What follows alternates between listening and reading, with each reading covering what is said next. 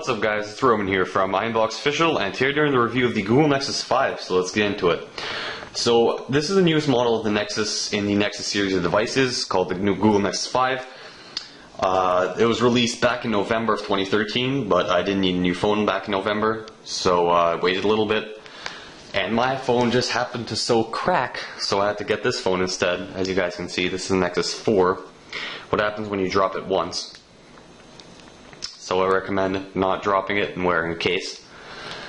So let's go and take a look at everything you should know about this Google Nexus 5. So let's get started. So first off, at the front, as you can see, it's got a 5-inch 1080p screen with a resolution of 1920 by 1080 and a pixel density of over 400 pixels per inch, which makes the screen look really bright, really vivid, no pixelation at all.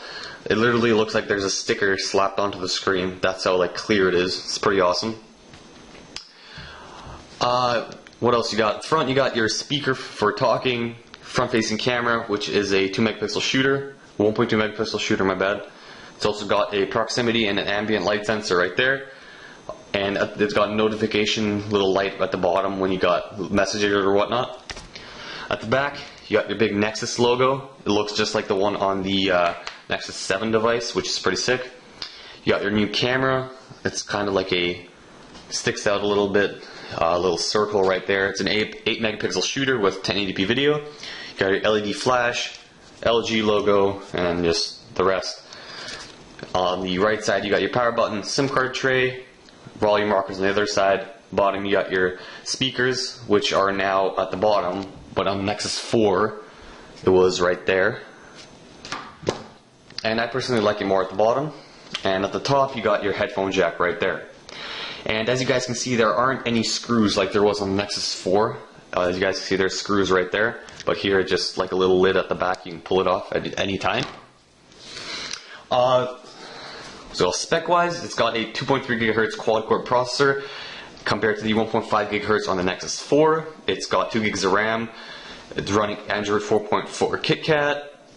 And overall, it's got very high-end specs for a device that costs less than $400, which is extremely impressive. Battery-wise, this phone is really great. It gets me more than a day. I can definitely get a day and a half before charging. But if you're like a really heavy user, you watch lots of videos, you go on the internet a lot, maybe it'll get you through a day. But I don't carry a charger around. I go to school. It's perfectly fine there. I only charge it when I go to sleep. So just plug it in before bedtime and you're done, pretty much.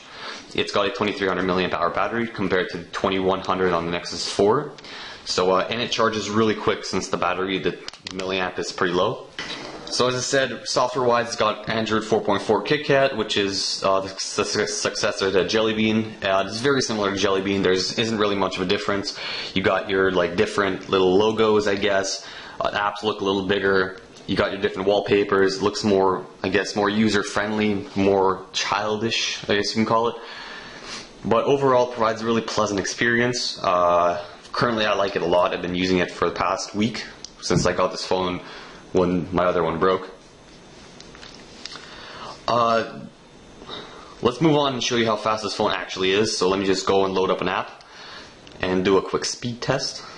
Let me clear all the cache first. Let's load up Subway Surfers. It's a pretty heavy game.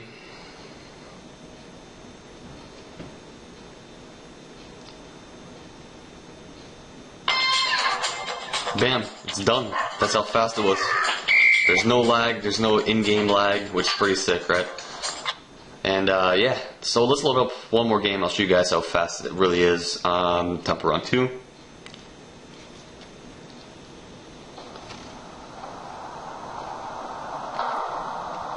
There, it's done. It's into the game already.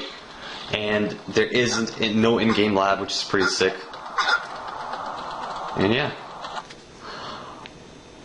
It's also got an improved browser, which is, they improved it a little bit, made it more faster and more efficient. So let me show you guys. Let me clear all the cache first.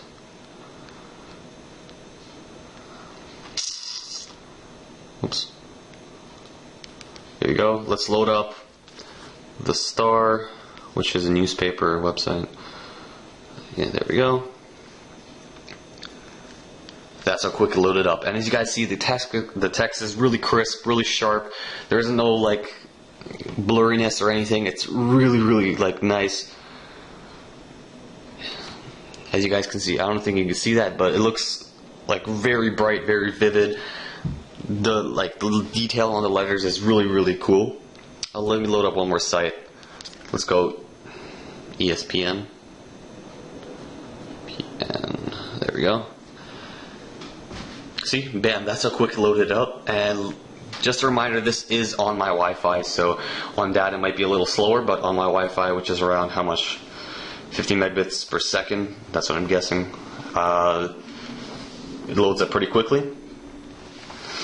It's also got a new improved camera, you know, better aperture, better, I guess, light reception, stuff like that.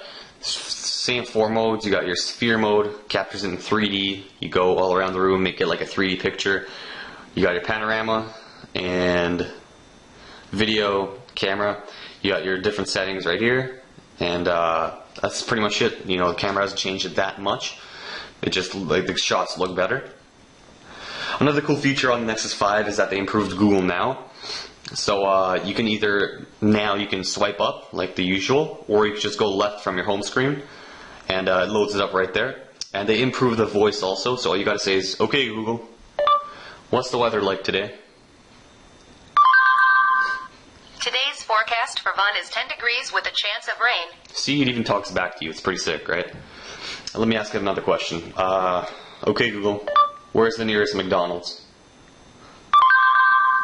Here are addresses for McDonald's near Vaughan.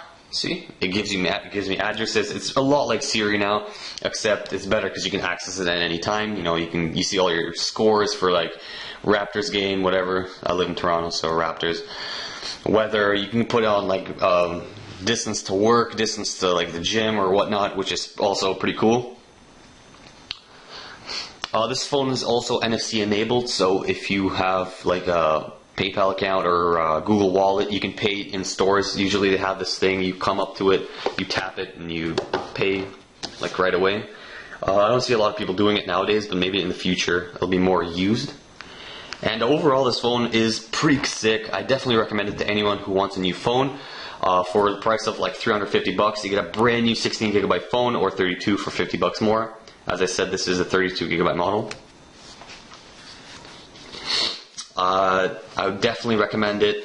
The thing is, since it's really thin, it feels a little light, I'd recommend getting a case, because if you drop it, you don't want to end up like this one right here.